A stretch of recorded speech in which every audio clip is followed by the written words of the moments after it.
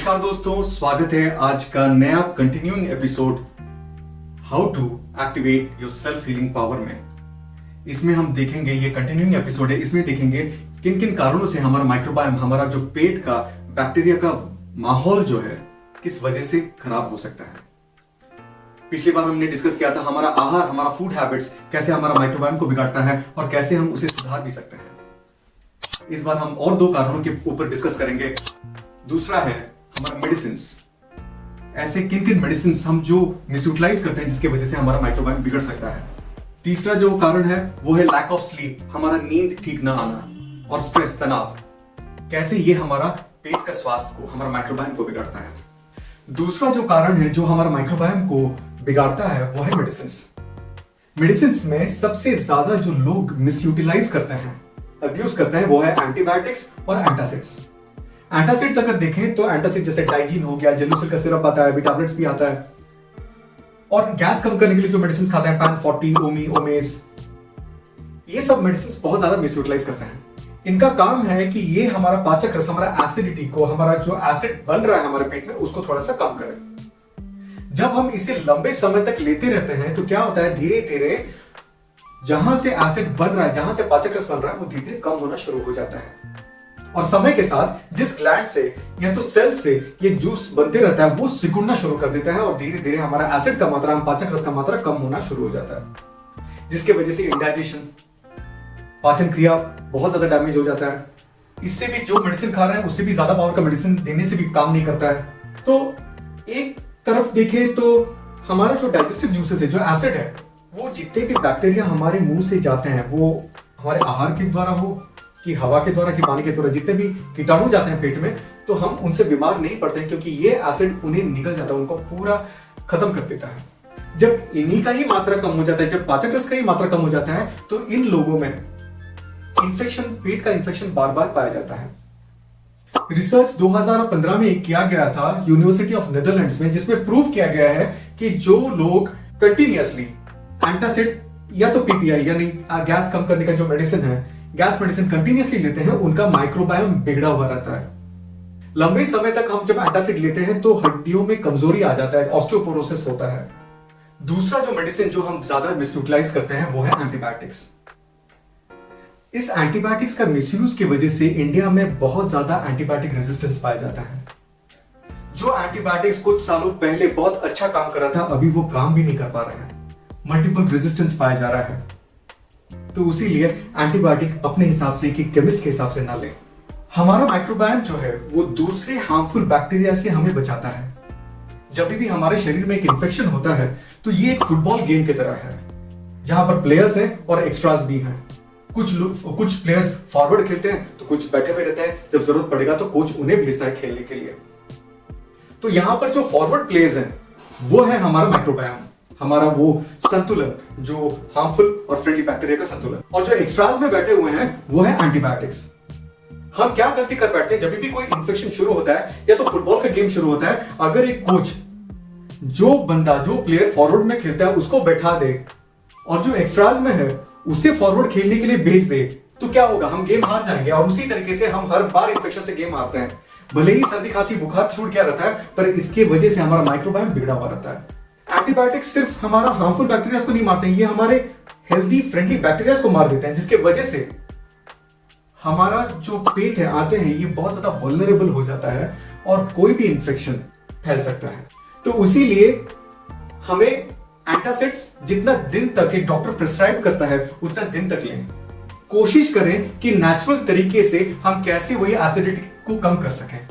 ऐसे भोजन लें, ऐसे आहार लें जिसमें कि एसिडिटी कम होता है, पाचन क्रिया बेहतर होता है। जब भी सर्दी खांसी बुखार होता है तुरंत से जाकर के एंटीबायोटिक्स ना लें, अलाउ करें, ताकि आपका भी गट माइक्रोबायोम जो है, पेट का जो हेल्दी बैक्टीरिया, वो भी कुछ अपना काम करे।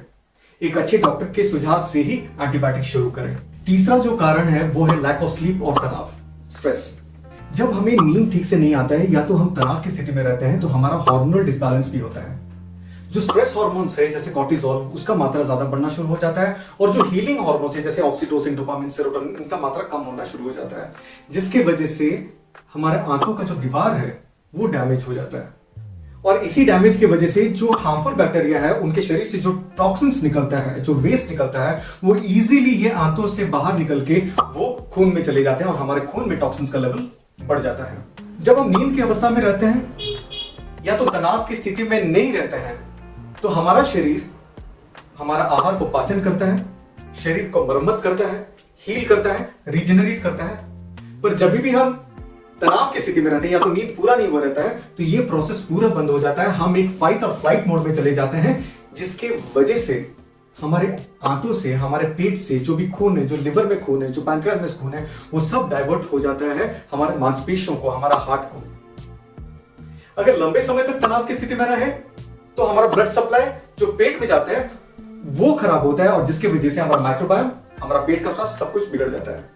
लंबे समय तक तनाव की स्थिति में रहने से एक मानसिक थकान भी देखा जाता है, जिसकी वजह से ये देखा गया है कि मानसिक थकान पेशेंट्स लोगों में इम्यूनिटी बहुत ही कम रहता है, ये जल्दी बीमार पड़ जाता है। दोस्तों, अभी देखते हैं कि हम तनाव की स्थिति से, एक स्ट्रेस एनवायरनमेंट से कितना जल्द से जल्द बाहर निकल पाते हैं और किन तरीकों से हम बाहर निकल सकते हैं। तनाव की स्थिति से बाहर निकलने के लिए हर इंसान का माध्यम अलग अलग होना चाहिए, पर सबसे कॉमन जो चीज है जो हर कोई प्रैक्टिस कर सकता है वो है सांस पे नियंत्रण और म्यूजिक। अगर म्यूजिक के बारे में हम बात करें तो म्यूजिक का अलग अलग जॉनर रहता है, और एक एक म्यूजिक ऐसे रहता है जिसको सुनते ही हमें मोटिवेशन मिलता है, हमें एनकरेजमेंट मिलता है। ऐसे म्यूजिक भी हैं जो सुनते ही हमें देशभक्ति का भावना आ जाता है, ऐसे म्यूजिक जो सुनते ही हम मेडिटेटिव स्टेट में चले जाते हैं, ऐसे म्यूजिक जो सुनते ही हमें डांस करने के लिए, नाचने के लिए मन करता है, और ऐसे म्यूजिक भी होते हैं जो सुनते ही हमारा मन को शांत कर देता है। तो इस टाइप का म्यूजिक आप अपने एल्बम्स में जरूर रखिए। जब भी तनाव की स्थिति में रहते हैं तो ये म्यूजिक चला दीजिए हेडफोन में और सांस का नियंत्रण कीजिए, दिखेगा कुछ ही मिनटों में आपका तनाव बहुत कम हो जाएगा। सांस पे नियंत्रण यानी डीप बेली ब्रीदिंग। अगर जिस समय हम तनाव की स्थिति में रहते हैं हम डीप बेली ब्रीदिंग प्रैक्टिस करेंगे तो बहुत जल्द से जल्द हम उससे बाहर निकल सकते हैं। और डीप बेली ब्रीदिंग का एक अलग स्पेशल एपिसोड है, वो मेरा सेकंड एपिसोड है, वो जरूर देखिएगा और प्रैक्टिस कीजिएगा। अभी सांस पे नियंत्रण का जो लॉजिक क्या है, साइंटिफिक रिसर्च ये बोलता है कि जितने भी मैमल्स इस दुनिया में है, वो चूहा हो, कुत्ता हो, बिल्ली हो, गधा हो, गाय हो, घोड़ा हो या इंसान हो, हर मैमल को पूरे जीवन काल में 1 बिलियन दिल का धड़कन मिलता है, 1 बिलियन हार्ट बीट मिलता है, यानी उनका हृदय, उनका हार्ट पूरे जीवन काल में 1 बिलियन बार धड़कता है। एक चूहा को अगर देखेंगे, उसका प्रति मिनट 500 से 700 बार उसका दिल धड़कता है, सांस लेता है लगभग 80 से 230 बार, और हमेशा भागते रहता है, हमेशा एक तनाव और डर के स्थिति में रहता है। और जीता कितना साल? 1 से 3 साल। एक कुत्ता 1 मिनट में 120 से 160 बार उसका दिल धड़कता है, 30 बार तक सांस लेता है और जीता 13 से 17 साल। एक इंसान को अगर देखें, वो प्रति मिनट 60 से 100 बार उसका दिल धड़कता है, सांस लेता है 13 से 16 बार और जीता है 60 से ऊपर, 70 से ऊपर, 90 से ऊपर, और कई लोग तो 100 से ऊपर। अगर हम तनाव की स्थिति या तो बहुत गुस्से में हैं, तो ऑब्जर्व कीजिएगा ऐसे इंसान को जो सांस का गति पूरा अलग रहता है, उसका गति, उसका स्पीड फास्ट रहता है। जहां वो 1 मिनट में नॉर्मली 13 से 16 बार सांस लेता था, वो गुस्से की अवस्था में वो 24 से 28 बार तक सांस ले लेता है, और उसका धड़कन जहां पर 60 से 100 बार तक था, वो कभी कभी 150 से 160 बार तक पहुंच जाता है। अगर लंबे समय तक हमारा हार्ट बीट और हमारा सांस ऐसे ही रहा तो हमारा आयु भी कम हो जाता है, हमारे शरीर में एक से बढ़कर एक बीमारियां जुड़ने शुरू हो जाते हैं। तो ये बहुत ही इंपॉर्टेंट है कि कैसे हम एक तनाव की स्थिति से, तनाव जरूर आएगा, ये जरूरी है एक इंसान को, पर उस स्थिति से जितना जल्दी निकल सके उतना ही बेहतर है। रहा नींद के बारे में, नींद के बारे में एक अलग टॉपिक होगा, क्योंकि ये बड़ा टॉपिक है और नींद हमारा सेल्फ हीलिंग सिस्टम को बहुत एक्टिवली पावरफुल करता है। आज का इस वीडियो आपको कैसे लगा कमेंट में जरूर बताइएगा, लाइक शेयर सब्सक्राइब जरूर करें। Let's together create a healthy India. Till then, this is Dr. Parth signing off. Thank you.